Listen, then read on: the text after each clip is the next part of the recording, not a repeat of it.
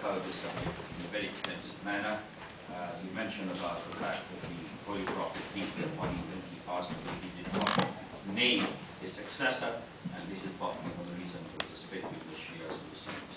You've talked about the Shura consultation, you've talked about public good, you've talked about command by virtue, and fairness and equality. And on regard to fairness and equality, I'd like to say that the Holy Prophet, peace be upon him, when he made his final sermon, he said, no Arab is superior to non-Arab except in piety. So equality and fairness is part of the Islamic belief.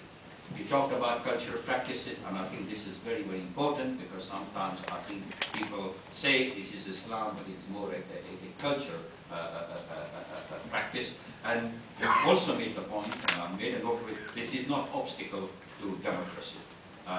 You talked about economic reason. It reminds me of what happened in Boston, which says no taxation without representation. So I think that's a very, very appropriate point, that if you're not asking people to pay taxes, then perhaps they have this feeling that they should not be consulted.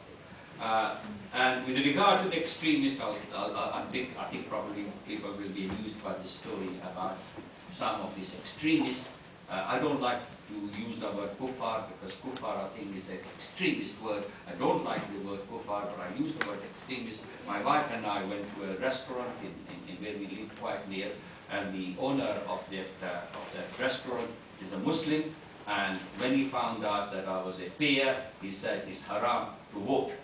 But he owns a restaurant, he serves pork, and he serves alcohol, so sometimes people pick and choose.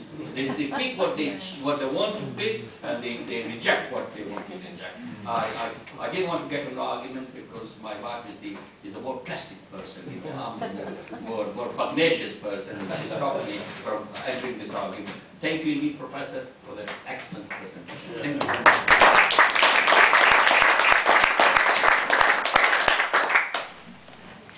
Our next speaker is Dr. Osama Hassan.